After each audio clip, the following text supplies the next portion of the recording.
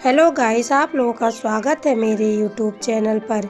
एक समय की बात है, एक जंगल में एक कौवा और उसकी पत्नी रहते हैं। उनकी सब्जियों की दुकान होती है। वह वहाँ के अमीर पक्षियों में से होते हैं। उनकी दुकान बड़ी होने के कारण वह ज़्यादा पैसों में सब्जियां बेचते हैं, जिससे लोग सब्जियां खरीदने में भी कतराते हैं। वहाँ पे एक तोता उनकी सब्जियां खरीदने आता है, लेकिन कौवा की पत्नी सब्जियों के दाम बहुत ही ज़्यादा बताती है। तब तोता कहता है कि आप इतना ज़्यादा पैसे कैसे ले सकती हो, और बहुत ज़्यादा पैसा है। तभी कौवा वहाँ पे आता है और तोते को एक थप्पड़ मारता है। सब्जियाँ खरीदने की औकात ना हो तो यहाँ पे मत आया करो, पहले पैसे लाओ फिर सब्जियाँ खरीदने आना। तब तोता कहता है कि तुम बहुत बड़ी गलती कर रहे हो, एक दिन तुम्हें ज़रूर सबक सीखोगे और हमेशा दूसरों के साथ बुरा व्यवहार करते हो। कौवा कहता है कि जो करना होगा कर लेना, यहाँ से चले जाओ। तोता रोते हुए वहाँ से चला जाता है। वहीं पास के ही जो दूसरे जंगल में एक चिड़िया अपने बच्चों के साथ अपने घर में रहती है। वह अपने बच्चों से कहती है कि कल मैं दूसरे जंगल जाऊंगी, यहाँ पे ज़्यादा सब्जियों की दुकान है, इसलिए सब्जियाँ बिक नहीं पा रही। उसका बच्चा कहता है कि माँ, वहाँ तो एक दुष्ट कौवे की दुकान है जो बहुत ही ज़्यादा दुष्ट है। चिड़िया कहती है कोई बात नहीं, मैं वहाँ जाकर देख लूँगी। अब वह दूसरे दिन अपने सब्जियों का ठेला लेकर चल देती है।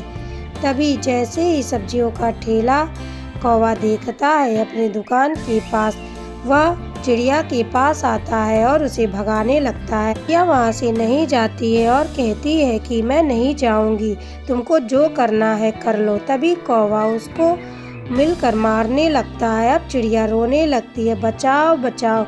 तभी वहाँ पे बहुत सारे पक्षी आ जाते हैं और सभी पक्षियों को देखकर कौवा वहाँ से भाग जाता है। सारे पक्षी मिलकर चिड़िया की हेल्प करते हैं और उसकी सारी सब्जियाँ खरीद लेते हैं, क्योंकि चिड़िया अच्छे दामों पे सब्जियाँ दे रही होती है।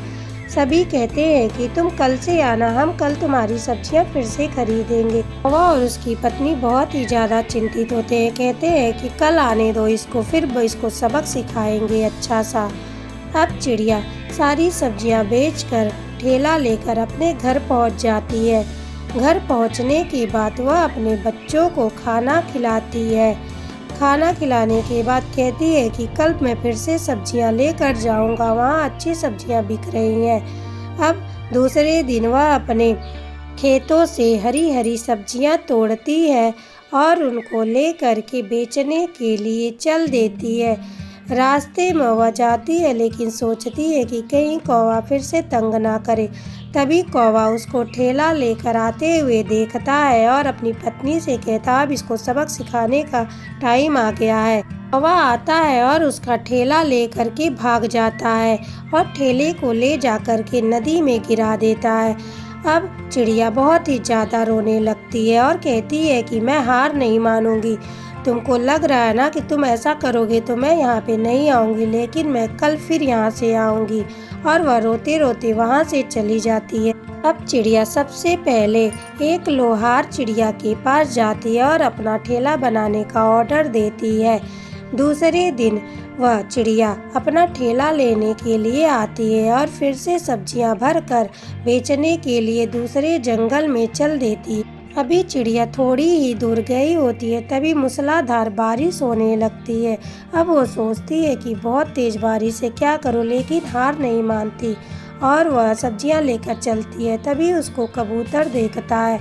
कबूतर देखता है कि तेज़ बारिश हो रही है। वह चिड़िया के लिए छाता लेकर आता है और चिड़िया को छाता दे देता और उससे सब्जियां भी खरीदता है और वहां से चला जाता है। ये सब कौवा और उसकी पत्नी देख रहे होते हैं और कहते हैं कि अभी इसको सबक सिखाऊंगा, लेकिन बहुत बारिश हो रही है।